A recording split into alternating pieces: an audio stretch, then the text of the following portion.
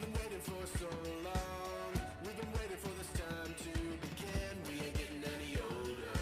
I kinda feel a little younger.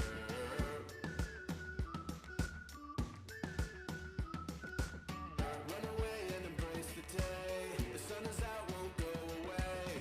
Feel the clouds on your shoulder. Touch the sky, feeling bolder. Going out, going all the way. Going out, yeah, yeah. This week we chat with Jennifer Renee. So, do you prefer to be called albino or a person with albinism? So I feel my views on this have changed, and I will say when I was younger, I really despised the word albino. It really triggered emotions in me and made me angry. Um, when people would shout albino at me when I'm just out in public, or they'd always call me ugly albino. Um, so there was a lot of negative feelings that were attached to that word when I was growing up. Um, as I've gotten older and I've met people with albinism all around the world and heard a lot of their stories and a lot of their perspectives, I personally have embraced the word albino. I see it in a different way than some people do, but I do feel personally, my opinion, just based off of what I hear in the community, I Mhm. feel a lot more people are not offended by the word albino than the people that are. And um, it's for different reasons, but for my reason, personally, I feel the word itself is not a negative word. It was not created as a slur. Mhm. And so I don't feel that it makes sense for us to transform it into a slur just because other people use it negatively towards us. Right. That's not the original meaning of it. And so what I grew to understand is that it's other people's ignorance that I don't have to accept. Like I don't have to feel whatever way they're trying to project at me. You know, if they want, they're saying the word because they want to harm us, that's going to be their intent, whether they call us albino or not. You know, it's not the word that hurts, it's their intent that I feel a lot of people have attached that word to the intent of people that aim to harm us. And so when I look at the word albino, it literally means white. You know, it has the same meaning as albinism, but people don't want to be called that because they feel um that it's labeling them. But people with albinism is also a label. Right. You know what I'm saying? And then there's people that say, "Oh, but it's more respectful." And I'm like, not necessarily, because if you ask the people that embrace the word albino, they don't see it as it being a better word, or that it's more respectful or anything. They're just literally like, "Yes, I am albino." Like it doesn't mean anything negative to them. And that's how I feel. It's like albinism and albino literally means the same to me. But it's the intent of people using it, a lot of people use it with no intent to harm. You get what I'm saying? Like Right. they'll use it out of curiosity. That's not, they don't even know that it's a harmful word to some people. So that can't be their intent using it. And at the same time, I've had experiences where I've met other people with albinism. Mhm. You rarely see another person with albinism on the street, right? Right. So I'd see them and then I'm like, well, should I say something? Should I introduce myself? I've seen some where I saw them and I didn't say anything. And then I have seen a few on the street, and I went up to one girl and I was like, "Oh, do you have albinism?" And she was like, "Huh?" I'm just like, I kept saying, "Do you have albinism?" She's like, "What? What's that?" Like she was literally confused. And I'm Wow. like, "Are you albino?" And she's like, "Oh yeah," because she never Right. heard the word albinism. So to her, albino was not offensive. That's what she was. That's what she felt she was. That's how she recognized it. That's what everyone's called it around her. She had no issues with it. You get what I'm saying? Like she didn't even know the word albinism. And I've met quite a few people who have never heard this term and they have albinism themselves. So I'm just like, okay, that happens. And then on the other hand, I met a older woman at the pharmacy where I was working. And she came in and I was like, are you albino? You know, and she was very upset. She literally went off of me. She's like, "Don't you call me albino?" And I was like, "Oh, I'm so sorry. I have albinism too," you know? And we became friends, but it was just like you don't really know how the words impact other people or if they recognize it, or you know what I'm saying? So even within the albinism community, there's people that use different terms. They mean different things to people. So I personally don't like, I used to, as an advocate, I used to tell people, don't call us people with albinism. But I changed that because, like I said, I've met people who do embrace, or don't call us albino. I've met people who do embrace being called albino. And I feel that their perspective also matters in the community, to not label what they accept as being wrong or Right. um as being disrespectful, because it's not disrespectful for them, it's disrespectful for individuals. You know what I'm saying? So I feel people should, when they're educating, I feel that they should include both perspectives. And just, it comes down to what you prefer individually. Like, you can't really speak for the entire community. Right. So that's what it comes down to, is that there's some out there who are just okay with it, and they're telling other people it's okay, and Yeah. I can't say that that's right or wrong. You know what I'm saying? They feel it's not disrespectful. Okay, that's fine. Yeah. I didn't know. Like I just in the last couple years on social media realized that our descriptor had changed. I'm 50 Mm. years old. Albino is all I know. Okay. And then Yeah. So I saw an influencer once say that we don't like to be called albino. And I was like, who is we? Because nobody right, asked me. It right, and doesn't it bother me. changes That's over all I time. know. And so now, person with albinism, like you said to me, it's the same. Right. Calling me a person with albinism, calling me albino, to me, it's just a physical descriptor. Right. It does not identify me or define me in any way other than I'm suffering from this. I have this genetic condition. That Right. is all. But Mhm. I've met people who are offended. And so I asked that question at the beginning of every video because I, in my years, use albino loosely. Mhm.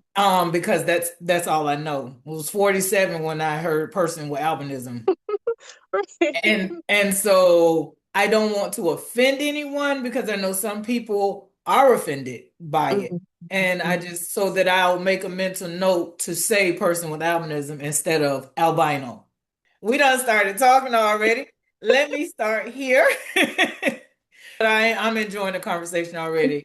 State your name, where you from, and tell us a little bit about yourself. Well, tell them because I know a little bit about you. But go ahead. My name's Jennifer Renee. I am originally from Indianapolis, Indiana, and I live in New York City. I am a multi-hyphenate creator, I guess. um, I'm mainly known for beauty content, as a beauty influencer, beauty professional, with makeup, skincare. I'm recently a licensed nail tech. Oh, Um, I also work in healthcare as a home health aide and almost a CNA. I have to finish taking my exam. And also medical billing and coding. So I'm in a few different areas. I also am a musician. I have some music out with more oh, I music can't on wait. the I didn't way. know that. Yeah, music has been like something that is like a hidden thing I've been doing for since I was young, but not really so much in the last like 10, 15 years, but I just got back into it. So I'm actually part of an organization for people with disabilities in the music industry. It's called RAMPed, um, Recording Artists and Musician Professionals with Disabilities. I think that's the name. It's a long name. But yeah, I do music, singing, piano. Um, I'm also a visual artist. So I do a little bit of art here and there, not so much in, like I said, in the last 10, 15 years, my life been kind of crazy moving across the country and just a lot of stuff happening. I had a beauty brand called Ivory Beauty, which is kind of on pause right now. But yeah, went viral with blonde lashes that I had created for people with albinism. So that's a little bit about me. Now I remember your eyelashes. I remember when your lashes came out. They were the first blonde eyelashes that I had seen. Mhm. Um and I was like, I can't put on lashes. Okay. So the applying them and the glue, I can't see. So I'm Mhm. very interested in what made you get into the makeup artist industry, knowing, I mean, how did you work around your visual impairment? Because some of the stuff that you have to do with makeup takes intricate, keen eyesight. And I always used to watch you do your makeup tutorials because Mhm. you blend well, you apply well. And I used to sit there and go, I can't. I tried it. I didn't watch a couple of your videos, try to do what you do. It was a Mhm. hot mess. Oh, yeah. So early on, when I first got into makeup, I was wearing glasses and had to take my glasses off to put my makeup on. So I definitely understand the frustration of not being able to see what you're doing because back then I really couldn't see what I was doing. And I had to use magnified mirrors. So like a lot of mirrors have like a flip side that has a magnifier Mhm. and literally just had to hold it really close. That helped me a little bit, but it just kind of depends on your vision because like I'm severely nearsighted, but I do have friends with albinism that are very farsighted, so they can't see things up close. But I can see things up close better. So it just kind of depends like how your vision works. But a lot of times a magnified mirror can help. And after that, I started wearing contact lenses. Like I have contacts now. And my contacts actually do kind of sharpen my vision a lot more than my glasses are able to. And that's not common because usually your contacts, you'll be able to see the same as you do in your glasses. So for me, I just lucked out my vision is like 3 extra lines on the eye chart than my glasses are. Um, and so I can see a lot more detail when I'm doing my makeup. I still do have to use a magnified mirror sometimes, for like the small details of like my lashes or lining my lips and things.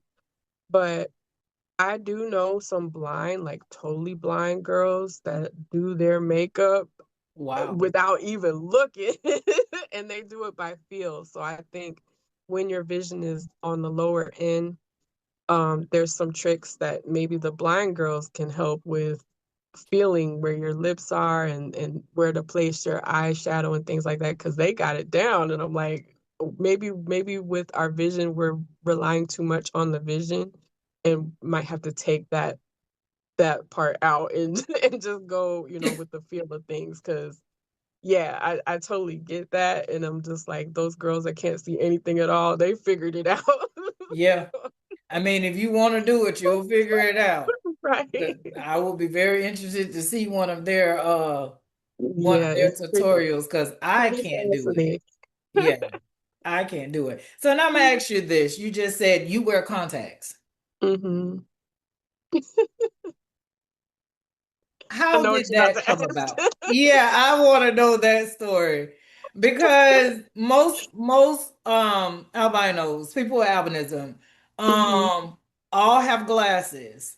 And I know whenever I wanted to get contacts, my eye doctor strongly suggested I not. And then your eyes, you have the nystagmus. So I'll and I'll talk talk. about that. Please talk about that. Okay, so here's the story. I think I started wearing glasses when I was like 3. And I always had glasses. I was very frustrated as a child that I had glasses and I still couldn't see. And no one Mhm. explained it to me why I couldn't, like no one told Right. me I was legally blind or anything. So I remember sometimes I would get upset and I would break my glasses because I just was like, why can't I see with these on? You know what I'm saying? And I know that was probably expensive. But yeah, so I would get real frustrated about my eyes. And I know when I became a teenager and everybody was starting to drive, and I was like, well, what about me? Can I drive? Like, what's gonna happen? And they told me I would never drive, and they told me I could never wear contact lenses. And so I was about 14 when I heard that. I remember being totally crushed, heartbroken. Um, Fast forward to about, I think I was probably about 23, 24. By then, they did allow me to fit for contact lenses. And I think the reason they told me I couldn't wear them was because of my nystagmus, Mhm. which turns out the contacts actually help some people's nystagmus. And I think that's the case for me. They help my nystagmus a lot, but I think the reason they help mine a lot is because my acuity does improve with the contacts versus Nice. with my glasses.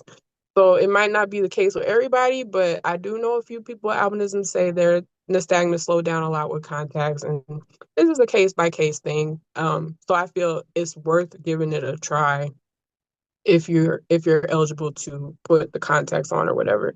So yeah, I was about 25, 24 when I tried contacts. They gave me hard lenses because I was new to wearing contacts. Mhm. Um which I had the hard lenses for about a year, and I was able to see well enough, just barely at the cutoff to drive.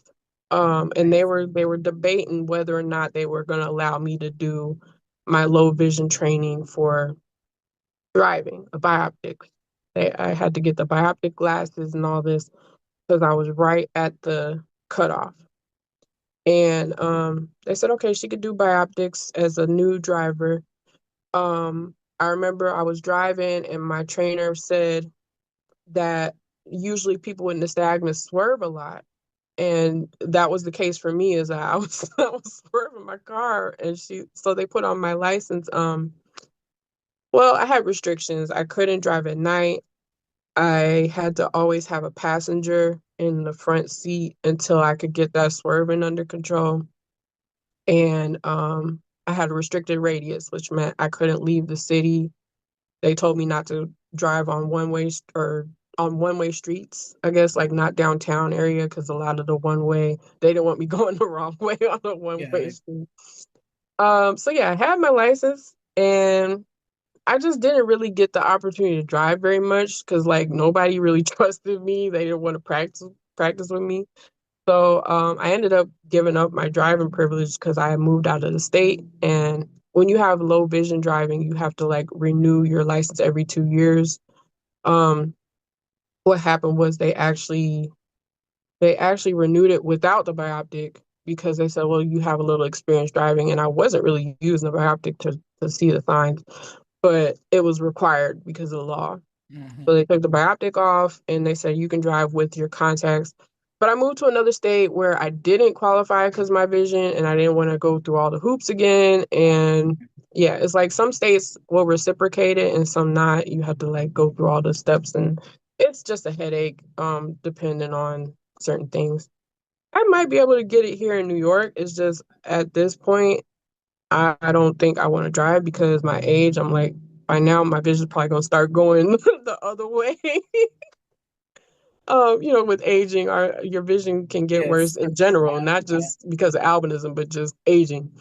So, yeah, my nystagmus though, with the contacts, it seems like it's slowed down a lot, where a lot of people don't notice it anymore. And the reason I noticed it was because people stopped asking me about it. Like when I wore glasses, literally people ask me every day, why are your eyes Mhm. shaking? Why your eye Why? shaking? Yeah, Mhm. why you can't look at me? Why are you not looking at me?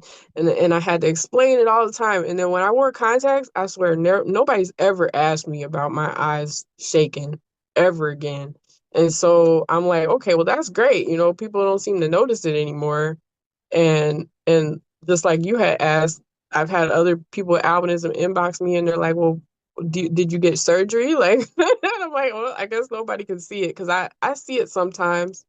Um, But yeah, I didn't get no surgery or anything. It's just for me, the contacts seem to help it a lot. So Oh, you're opening up a whole world of possibilities because I did not know. When the doctor told me I couldn't have contacts, I just let it go. Now, I did have surgery. oh, okay. And I mean, fast forward, we're in 2026 now. Hmm. There's probably a lot of other options that people with albinism have to help. It's not going to correct their vision, Hmm. but to help with their vision.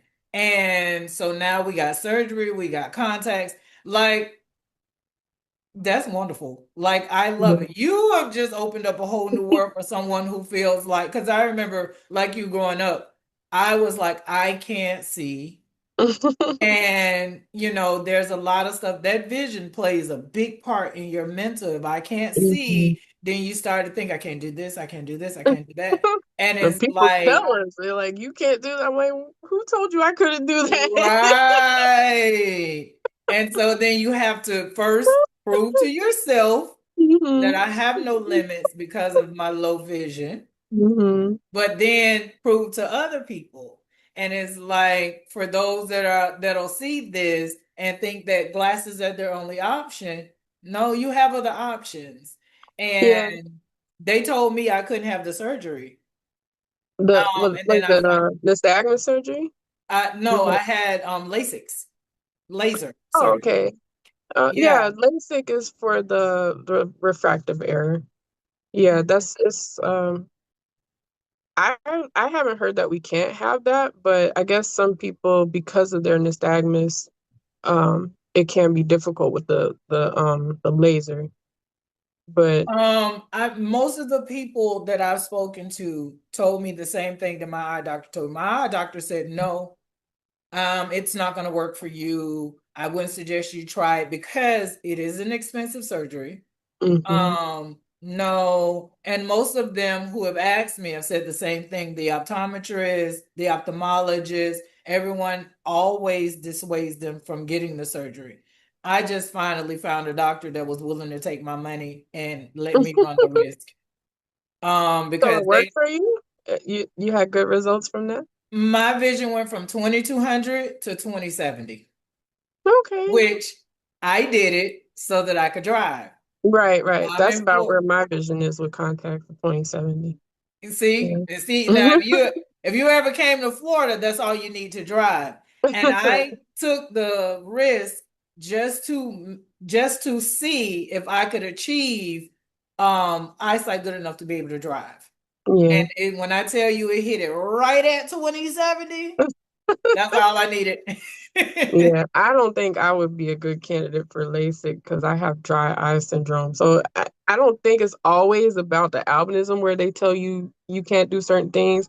Because I was going to mention too with the contact lenses, not just my nystagmus, but I also have very high astigmatism. Like the shape of my eyeball is smooth when you're supposed to have like a little ridge there, which I don't think that's related to albinism. It's just the shape of my eye. But literally, when they put the contacts on me, when I blink, they would pull up and drop down.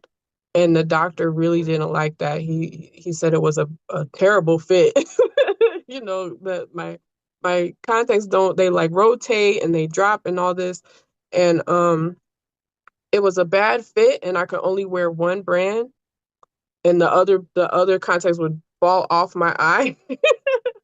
But because it improved my vision so much, they said, we'll allow you to get them because it's literally making your vision better, even though it's not fitting well. So I think sometimes it can be, we're told we can't do the contacts because of the fit and the power. Um, there's only one brand that makes the power for my contacts.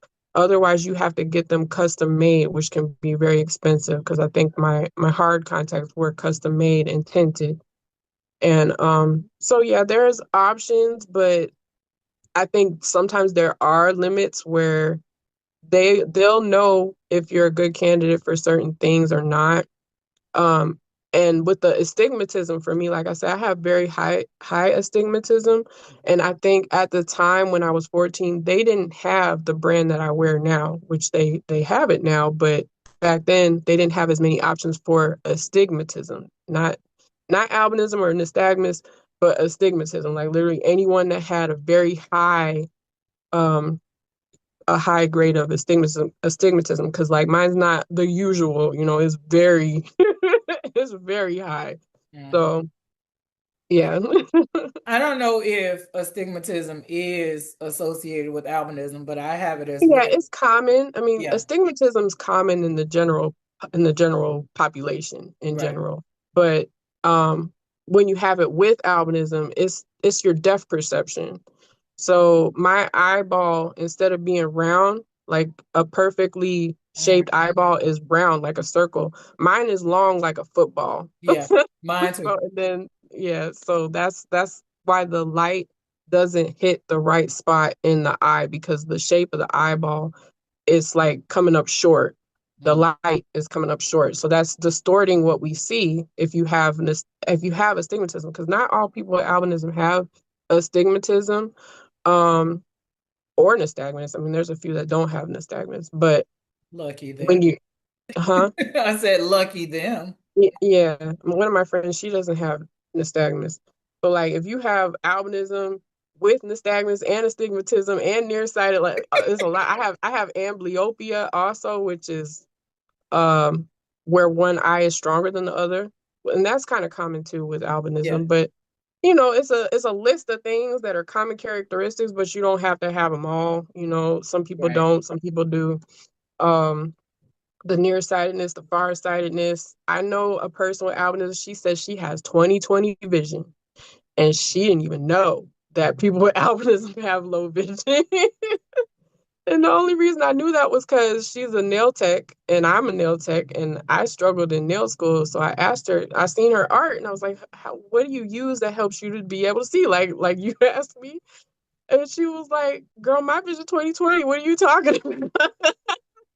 She was just like, Really? she did not even know that people with albinism struggle with vision, because that Oh, wasn't her wow. story.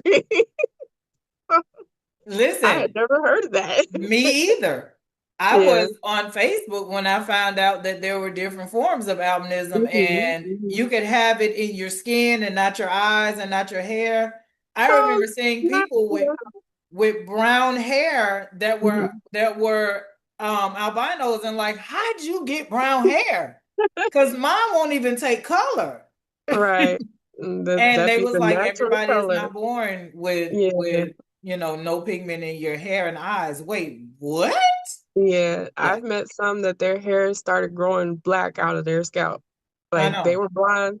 They were blind when they were young, and when they got older, it grew out black.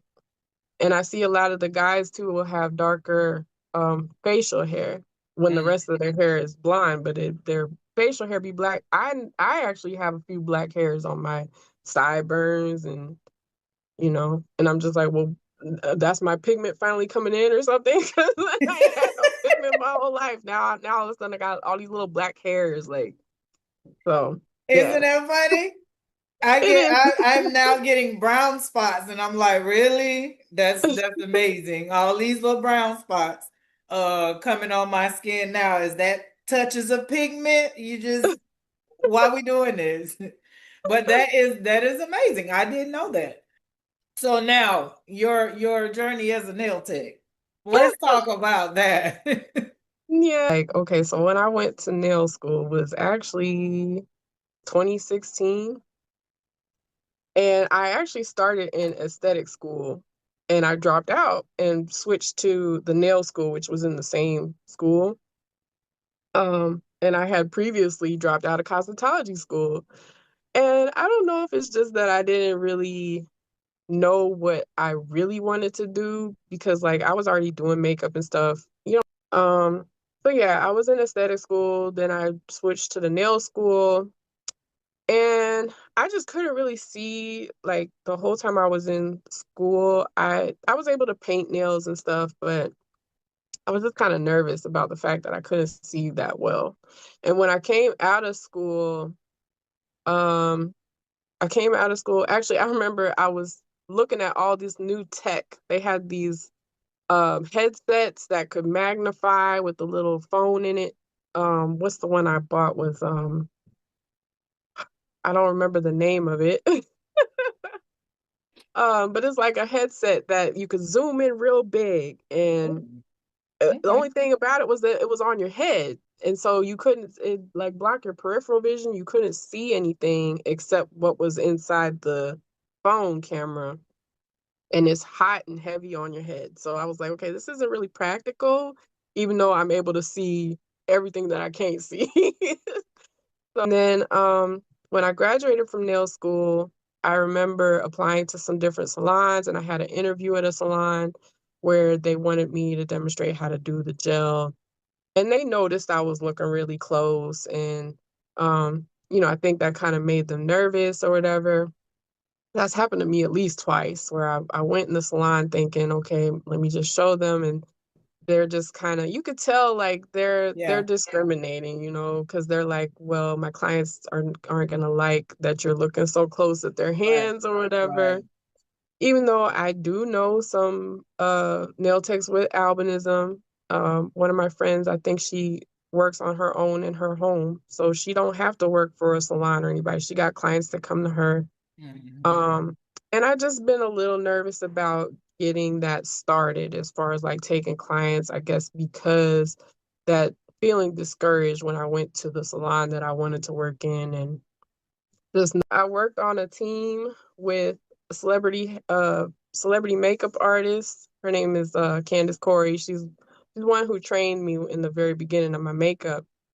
And we were out in Pittsburgh for the PNG championship with the gymnasts and everything, gymnastics.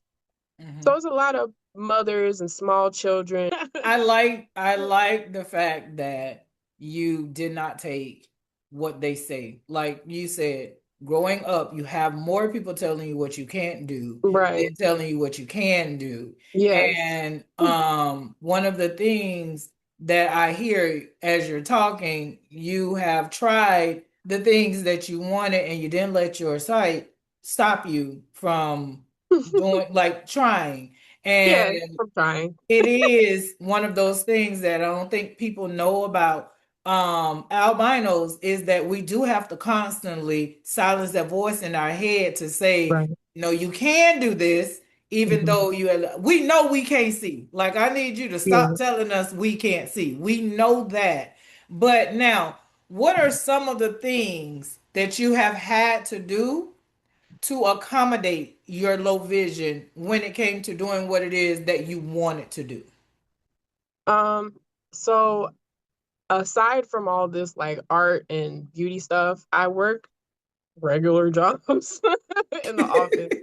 So, yeah, I've worked as a administrative assistant. I was a buyer. I worked some of the jobs I worked in um are places that hire blind and visually impaired people. So it's like a whole manufacturing rehabilitation center where most of the employees are blind and visually impaired. So Oh, that's wow. been a really nice experience for me because it opened up that door where I was able to see all the things that blind and visually impaired people are able to do Nice. when my whole life I have been told, well, you can't, you can't, you can't. Right. So a lot of people don't know that there are so many jobs that blind people are able to do. So at one of these places, I was a sewing machine operator. Um, I was doing, I was putting together plastic parts for different projects and things, assembly line. Like it's a lot of repetitive stuff. So it's not like, I mean, to me, it was challenging because it's, it's like you're on your feet. You have to Hmm. make sure you're very detailed and all this, but it's not necessarily using your vision so much to be able to do those things.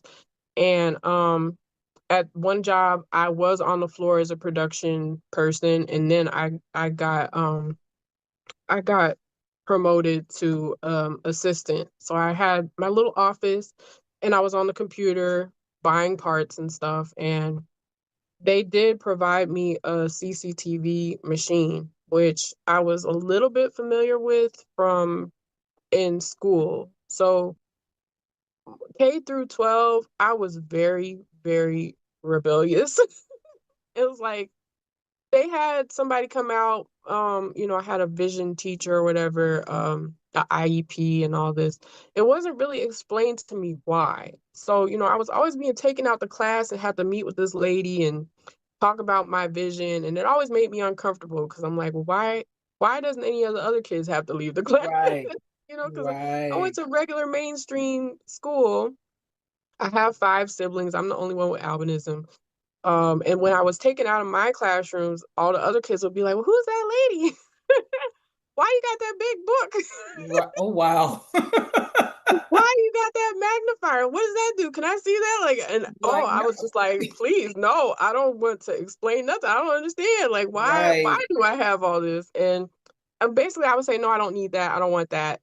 And I would just sit in the front of the classroom. Like, that's the only accommodation that I was okay with was I would ask to sit at the front of the classroom and be okay with just that. And everything else was like I was trying to memorize everything and just by listening and take Uh-huh. notes and just cram all this information in my head because I'm not seeing the board.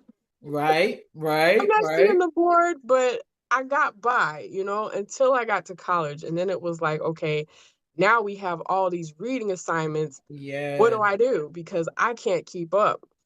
And I was in college for 6 years trying to get by the same way that I was kindergarten through 12th grade. Was like I didn't want to tell nobody. I didn't Mm, want to explain to anybody. I I had my glasses at the time, and I also had a little bioptic that I wasn't the one for driving. It was just a regular bioptic mhm. that I would sit in the lecture hall and I could kind of see the board with it. But at the same time, it was like I didn't want to have to explain to anybody. I just wanted to be able to do things without anyone noticing, Right. because like I said, back then I was so concerned about what people think. But it got to a point where I was failing and I was like, maybe I should say something." It was like I gotta do something now. Um, so then I go to the instructor and I'm just like so embarrassed and I'm just like, I'm legally blind. They're like, "Well, why didn't you say anything? Like, it's the end of the semester, you didn't say nothing."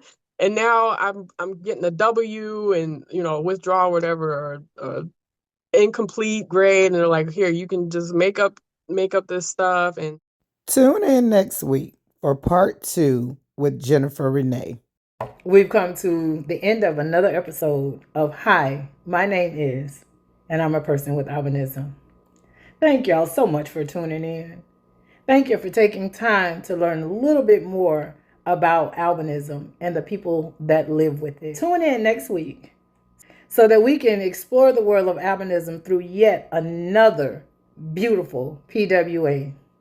Don't forget to hit that notification bell so that you won't miss next week's episode. See y'all next week. Love y'all.